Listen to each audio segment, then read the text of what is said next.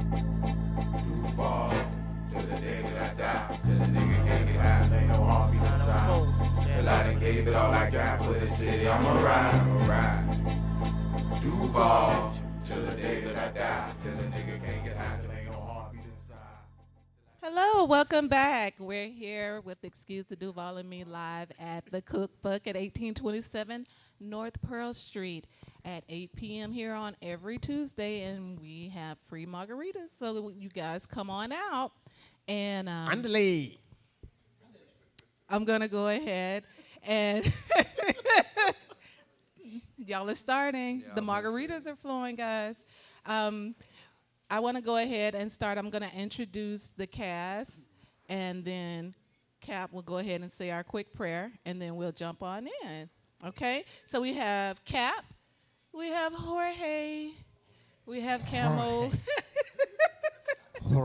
and we have Jay the Great, and we have a special guest, Mr. Christopher Eagle, who's running for Congress District 4, correct? Yes, ma'am. Okay. And thank you for having me. Oh, no, thank you for coming on, blessing us. Thank you so much. It's an honor.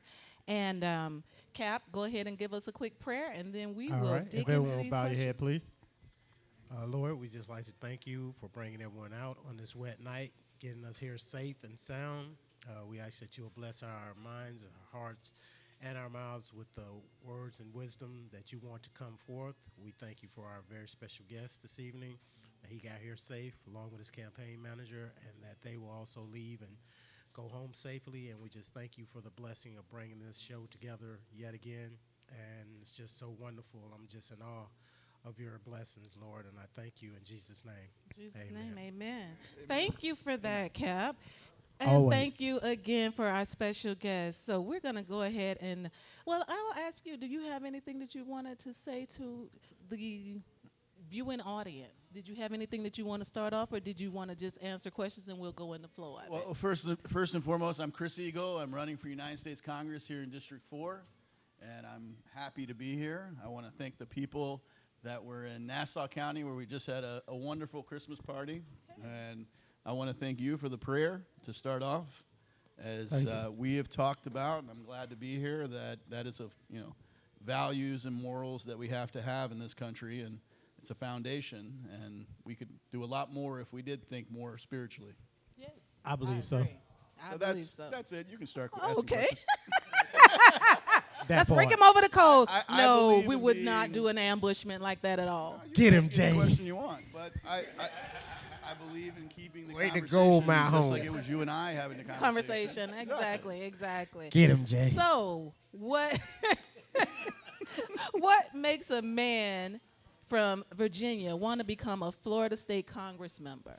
So just shifting gears a little bit, what made me want to become a United States Congressman was when June 12th of 2018 happened, and a police officer in Savannah, Georgia, slapped the cuffs on me and arrested me for a crime that I did not commit, and detained me and extradited me all the way for 91 days from Savannah, Georgia, all the way back to Calhoun County, Michigan, only to be found not guilty for the charges. Can we be nosy and ask what the charges were? They were serious charges. They were for a laptop and not filling out my expense reports. And I kid you not. I was out on medical leave. You can see my left eye here droops a little bit. I had a stroke, a mild stroke. Well, I went out on medical leave. And instead of communicating, pursuing innocence, they decided to assume that I was out on medical leave and that I was apparently stealing laptops and running up expense reports. So it's a 1 in a billion thing to have happen to you. Yes. But it happened to me, and as I went through the process, I met hundreds of people. I saw thousands of different incidents of civil and human rights violations. I met, and I speak openly about it, I met a different set of society that I did not know even existed. Okay. And when I went through that process and the 13 different jails and one prison boot camp by accident, because as they extradite you across the country, it's not like you're traveling on Greyhound or you're traveling on an airplane.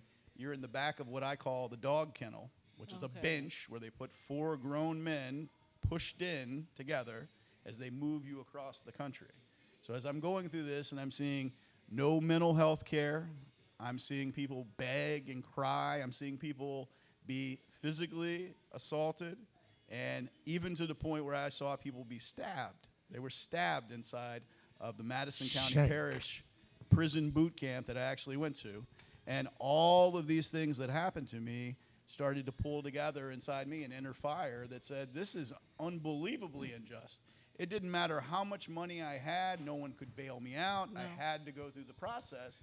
And unfortunately, the criminal system, because there's absolutely no justice in it whatsoever. I like that. We've talked numerous times about the fact that when people have 94% plea deals against criminal convictions, what is the value of even being innocent or guilty anymore if every time you walk into that environment, and I could go on and on and on about this, but those are the personal stories that have happened to me that make me want to represent the people of the district, not just for criminal justice reform, but for health care, for education, and making those two items the top priorities of my candidacy. And then the ultimate question that we have at the end of the day is, how do we end up paying for it? Yes. And I'm 100% pro-cannabis medically and recreationally. I worked in tobacco at Philip Morris or Altria for almost 10 years. Okay. So as an executive, I sat there and I watched and I saw the presentations of how valuable cannabis is agriculturally, medically, recreationally, and you can see all the financial positives in California, Colorado, the states that have legalized for medical and for recreational. So it's really not that complex of a problem to be able to look at and solve when you sit down and you look at the potential tax revenues from it. So I want to use those revenues and I want to dictate that they go straight to education and healthcare. Okay. No funny business in Congress where we're going to approve it and then we're going to actually allocate it to something else. Okay. So that's why I'm running for Congress, and I know I can do the job. Well, awesome, and it sounds like you can. You almost got my vote. Almost. I can't just step out there just yet. We're not finished with the questions. I think the cannabis did it. You said the cannabis did it? I think the one. Did you ask me just my name? No, oh, okay. No. He was saying the cannabis did it. The cannabis is just making me say it. No, but that's why our shirts say J-Phil. Yes. You know, but hey, we'll talk about that at a later date and time. But no, that sounds crazy. But I believe. Have you been to jail? Have you been to jail? You've been to jail. Stop playing, man. You've been to jail? Have you Stop been playing, to jail? man. Even Sage has been to jail. Good Lord. But it's good that somebody such as yourself and who has the platform that you have can feel what the people are feeling. Yes. So that's and I never would have felt that, and I never would be here if that didn't happen to me. Exactly. So 91 days of patience, hope, and faith. Yes. Got out. I knew I didn't do it, and God brought you out. Make a positive change. There you go. That's what I'm talking about. Yep. But that's how God does things, Moses. That is how God does things. Yes, you know. So, no, that's wonderful. Did anybody have anything in regards to that? Get him, Jay. When you spoke on mental health. There you go. What's your take on veterans getting mental health, or just the average person getting mental health? Because, you know, it's a lot of people around here that go through things and don't have the resources to actually go to a place and get talked to a psychologist and stuff. So what is your take on mental health in the community as a whole? So our greatest president ever, Abraham Lincoln, suffered from severe depression. And it's documented. They call it Lincoln's melancholy. And as far as looking at mental health, I think he did an incredible job as a president. Mm-hmm. And he was the most depressed man, according to history, in time.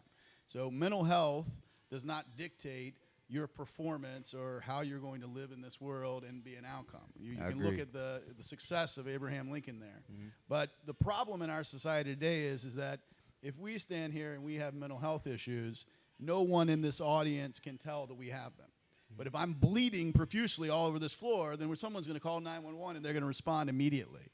Just because you can't see things doesn't mean that you need to judge them and judge them inaccurately. And mental health needs to be viewed just as physical health is inside of our medical community, our policing, across the board, because it is a serious, serious problem that we have. And people that have mental health issues, 9 times out of 10, don't even, if they can, don't even want to seek out some of the help professionally. So If it's not available, then you can go ahead and pretty much guarantee no one's going to be going and seeking that type of medical treatment. That's why I believe that we have to have Medicare, available health care for every person, because I don't want people battling with an idea of, is it going to cost me the difference between paying the light bill or getting my health care or my medications? And I'm telling you that the different social classes in this world deal with different problems. And until you start to understand the mental health issues that people face when they can't pay for treatment, they can't even go forward and say that they even have the problem. That's a big issue. And our vets have an even more incredible problem with that, because we put our vets on this pedestal as heroes. And when they come back and they have PTSD and they're dealing with the emotional issues, they still feel like that Rambo that can't say, I get upset, I feel bad, right? It's okay to say Sounds that. familiar. So,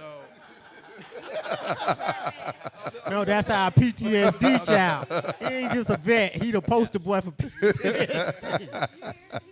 right. But I also would say, too, that in our federal government, Yeah, I'm a vet. this is why we need to legalize cannabis at the federal level, because we're not able to give any of our federal employees any form of cannabis whatsoever, even though it's legal in the states in which they're employed.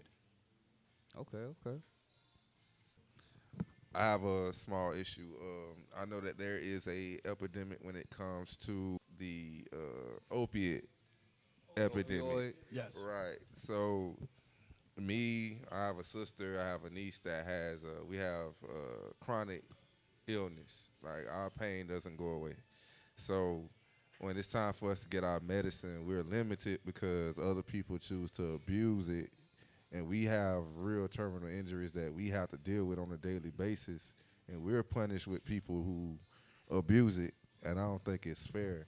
Is it a way to vet those people who are abusers versus the ones who really need the help? I'm not a doctor. I can tell you that the opioid crisis is real. I personally had an accident in December 2nd, 2006, and from the moment that they put me on the medevac helicopter to take me out, they shoved me with opioids. And as I tell anyone, a doctor or a hospital has 3 things they can tell you when you come in for pain. Get some rest, take some ibuprofen, or here's some opioids. Those are the only 3 things they can do. But that is the most remarked symptom of a person that goes into any medical facility. So with those limited options, the doctor is sitting there, and he or she has to believe you, whether or not they're going to give you your medications now, right? And then the pharmacist has got to believe you. And if they think any way, shape, or form that you don't look trustworthy when you come in to get the opioids, regardless of what your condition is, they're not going to give them to you. And they have that ability to do that now. That's happened to me Right. on 3 occasions where a guy looked at me and was like, hey, you got to get all of this. I'm like, well, sir, I have a prior condition where I took all these meds and almost killed me. So Right. if I do this, I don't want to put myself in danger again. I don't want to be on all this stuff because I almost died, bro. Like, Right. I talked to my doctors about this. They agreed with me. So why do I have to get all this stuff if I'm not even on it anymore? Right. And this dude just kept, going back and forth with me. And I'm like, bro, you're not going to make me take some medicine that's going to have me dead. I Right. don't care what you say. And me and him had a war words, and I had, it's CVS. Shout out CVS. But let's be honest about why we have this problem. We have this problem because Florida was filled with pill mills, right? And unfortunately, we put a butcher in place with Pam Bondi as the attorney general when we needed a surgeon that was very surgical at being able to cut out the roots of those problems. Instead, she just threw it to the point where even if you got your teeth pulled, you couldn't go and get a hydrocodone pill. You couldn't do anything. If you had cancer, you couldn't get your prescriptions. So just like, those types of folks that come in, the butchers, they just come in and cut it all the way over here, and that way the supply just stops. And that's not a solution. That's a plug to the problem so she could move on to another office. And that's, that's completely irresponsible. But opioids are the worst medication that I've ever had to take. That's why I use cannabis now. As I've told you, I use the indica strain. And Shout I've out never to taken Endo. another opioid in my life, and I would never take another opioid. Shout out to the Indicas. I've taken an opioid and it had me feeling so terrible, so sick, so nauseated, and I said no more. Who could take it? Who's on it? I mean, and then the people who are on it They don't like are dope heads. Right, but let's look at the facts though. $60 billion global market cap on pain management. That's why everything's messed up. You know, just today they found Purdue Pharma, and I put a post out about this on voteeagle.org and our Facebook page, that what is the difference between Purdue Pharma and a drug cartel besides the fact that they don't arm their salespeople with guns? There's absolutely no agree. difference. They're money laundering, they're killing people. I mean, there is absolutely no difference. And that's not why being they're going held bankrupt. accountable. Right. And not being It takes held a slow, long time for a big billionaire to make an apology to America. And unfortunately, the only apology we get is money. money, exactly. And And that it still doesn't trickle down. That doesn't help. No. That's right, because they didn't trickle down. They sent it offshore. Exactly. Like a drug cartel. Exactly. So, All right. Mr. Eagle, I did a fair amount of research on you before we got here today. Okay. Same. We I like to be didn't do interested. that. I didn't. No, I'm just kidding. Gotcha. Well, so I'm paying attention to your policies on your page, and I noticed that you're interested in criminal justice reform as well as legalization of recreational marijuana and medical marijuana We're here gonna within the get to district. that. Go, want me to wait? I got We're you. gonna get to it. Okay. I'll wait on that question. Yeah. Wait on that. We'll bring you back in on that. We'll bring you back in. We're gonna ask you now. Why should you, or why do you think that the 4th district would embrace you, especially with more locally known candidates like Donna Hicken or Rutherford in the race? What makes you stand out? What makes me stand out is that I solve problems. I provide solutions. So, and when you look at my campaign, you know, the biggest challenge that any politician has in running for office is raising money and gaining awareness. And I can't go into all of the things that we're doing because we're working on some things that are pretty big.